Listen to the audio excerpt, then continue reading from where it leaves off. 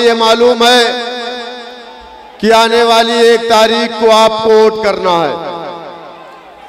अगर आपने 5 साल में जो एक दिन आपको मिलता है ताकि आप अपने दरमियान से अपना नुमाइंदा चुन करके हिंदुस्तान की सबसे बड़ी पंचायत में भेजने का काम करें, अगर इस मौके पर आपने एक दिन गलत फैसला लिया तो 5 साल आपको पछताना पड़ेगा। लेकिन अगर आपने सही फैसला लिया तो जीत हार का मालिक तो अल्लाह सुब्हानहू तआला है। कम से कम आपको पछताना नहीं पड़ेगा कि मैंने किसी गलत कैंडिडेट या गलत पार्टी को वोट डाला है। इसलिए मैं आपसे अपील करता हूं, मजलिस इत्तेहादुल मुस्लिमीन और हमारा जो पीडीएम अलायंस है, इस अलायंस ने यह फैसला लिया है कि आने वाली 1 तारीख को अपना दल कमेरावादी मजलिस इत्तेहादुल मुस्लिमीन के तमाम वर्कर गांव-गांव जा करके और लोगों को ये कहेंगे कि आप माननीय स्वामी प्रसाद मौर्य जी, जिनका चुनाव निशान गन्ना किसान है, उस चुनाव निशान के सामने वाला बटन दबा करके माननीय स्वामी प्रसाद मौर्य जी को दिल्ली भेजने का काम करे। मेरे दोस्तों, मेरे बुजुर्गों, आजादी के 75 साल बाद भी अगर इस देश का सबसे पिछड़ा कोई समाज है, इस देश में अपने अधिकारों से कोई वंचित है, इस देश में सबसे ज्यादा अगर किसी के साथ अन्याय हो रहा है, तो ये बात गलत नहीं है कि इस देश में बसने वाले अल्पसंख्यक समाज का मुस्लिम समाज है। मेरे दोस्तों, मेरे बुजुर्गों, कभी आपने ये सोचा कि इस देश में हमारे साथ अन्याय क्यों हो रहा है और ये वजह क्या है कि हर समाज तो आगे बढ़ गया, हर समाज को न्याय मिल गया, हर समाज मुख्य धारा से जुड़ गया, लेकिन ये अल्पसंख्यक का मुस्लिम समाज मुख्य धारा से क्यों कट गया? आज अगर आप देखेंगे शिक्षा का स्तर सबसे नीचे हमारा है, जेल में अगर हमारी तादाद देखेंगे सबसे ज्यादा हमारी है, अगर सबसे ज्यादा मॉब लिंचिंग किसी की हुई तो हमारे लोगों की हुई। क्यों हुई? कभी आपने सोचा?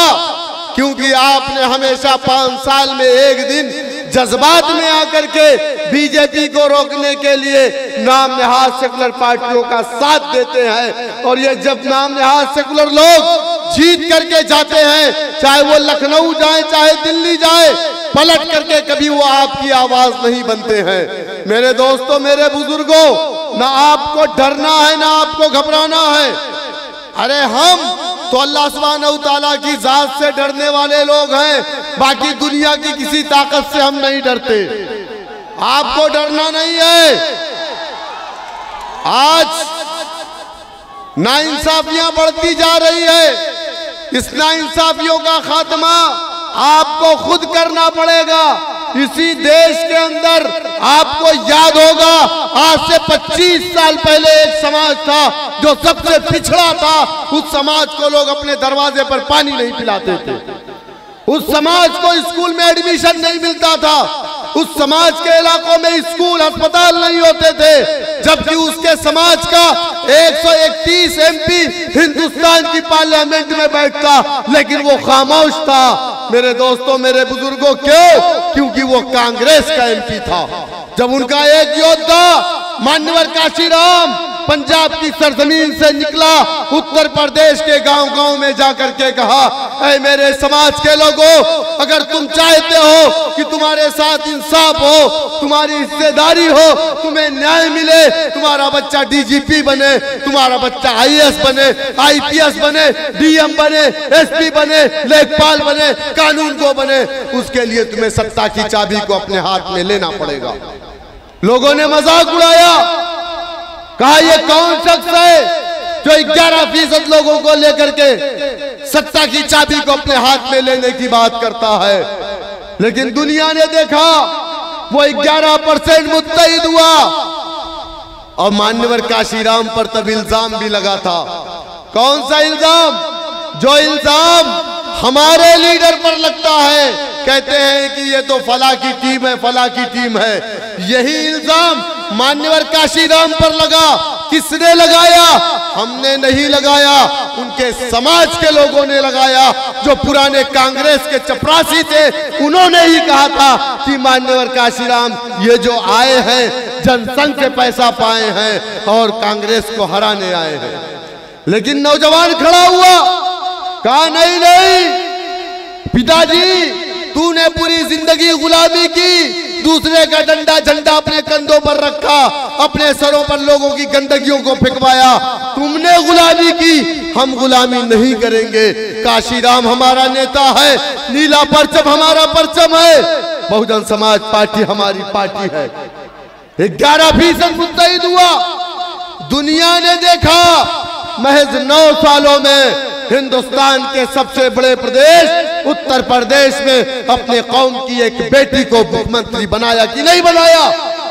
तब जाकर के उसे इंसाफ मिला, सत्ता की चाबी लिया और अपने लिए इंसाफ के सारे दरवाजे को खोला। लेकिन वो मिशन मान्यवर काशीराम जी गए तो वो मिशन चला गया। मैं ये दावे के साथ कहता हूं कि अगर आज मान्यवर जिंदा होते तो ना समाजवादी होती, ना कांग्रेस होती, पूरा बहुजन मान्यवर के पीछे होता।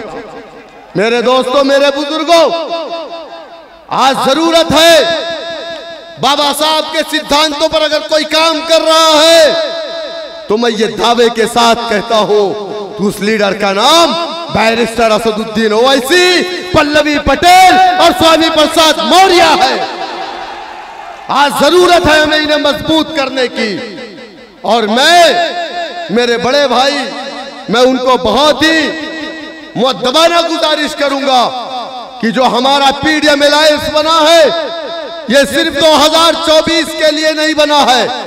हम इस अलायंस को 2027, 2029 तक लेकर के चलेंगे इंशाअल्लाह ताला। और मैं गुजारिश करूंगा कि हमारी सरपरस्ती, हमारी रहनुमाई मान्यवर करेंगे इंशाअल्लाह ताला। मेरे दोस्तों, मेरे बुजुर्गों, क्या आपको मालूम है आज बीजेपी के एक सांसद आपके थोड़ी दूर पर कैसरगंज लोकसभा के जो सांसद है, उनका बेटा इलेक्शन लड़ रहा है, वो किसी स्कैंडल में फंस गए तो उनको बीजेपी ने टिकट नहीं दिया। वो गाड़ी से जा रहे थे और उनकी गाड़ी से 2 मोटरसाइकिल को मार दिया उन्होंने। 2 लोग मर गए, 2 लोग मर गए।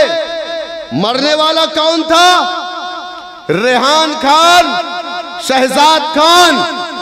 मैं अब पूछना चाहता हूं बाबा से, क्या बृजभूषण सिंह को गिरफ्तार किया जाएगा? क्या हिम्मत है आपके अंदर कि बृजभूषण सिंह के दरवाजे पर आपका बुलडोजर जाएगा? क्या आपका बुलडोजर दबे कुचले शोषित वंचित समाज के दरवाजे पे सिर्फ जाएगा? बहरकैफ मेरे दोस्तों, बहुत ज्यादा बोलना मेरे लिए ठीक नहीं है, क्योंकि हमारे कायदीन यहाँ पे तशरीफ फरमा है। मैं आपसे यही गुजारिश करूंगा कि आने वाली 1 तारीख को अगर मगर लेकिन नहीं, मजलिस इत्तेहादुल मुस्लिमीन के मैं एक अपने कार्यकर्ता, अपने जाबाज सिपाहियों से ये गुजारिश करता हूं कि अपने घरों से निकले और लोगों को उनका वोट ले जाकर के पोलिंग बूथ पर दिलवाए। चुनाव निशान क्या है? क्या है चुनाव निशान?